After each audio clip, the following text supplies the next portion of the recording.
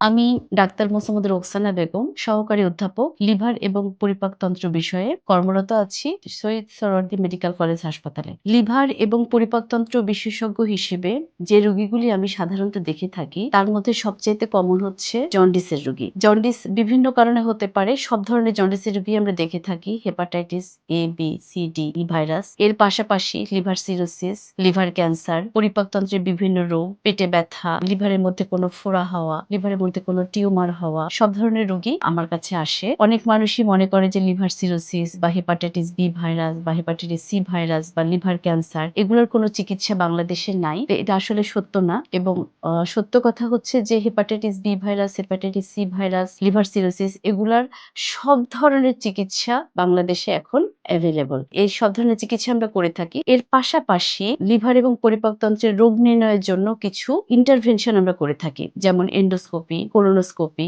লিভারে ফোড়া থাকলে সেই ফোড়াটা ড্রেন করা, লিভারে কোনো টিউমার থাকলে সেখান থেকে টিস্যু নিয়ে এফএনএসি করা, বায়োপসি করা, এই জাতীয় কাজগুলাও আমরা করে থাকি। আমি দীর্ঘদিন যাবৎ মিরপুর ১০-এ মেডিনোভা মেডিকেল সার্ভিসেস বসি এবং সার্ভিস দিয়ে আসছি। আমার চেম্বারের সময় হচ্ছে বিকাল ৫টা থেকে রাত ৮টা পর্যন্ত এবং শনি থেকে বুধবার। সবাই ভালো থাকবে এবং লিভার পরিপাকতন্ত্র বিষয়ে যেকোনো সাহায্য প্রয়োজন হলে আমাদের সাথে যোগাযোগ করবেন। মেডিনোভা এবং আমি ডাক্তার মোসাম্মদ রোকসানা বেগম যোগাযোগ করবেন আমাদের সাথে।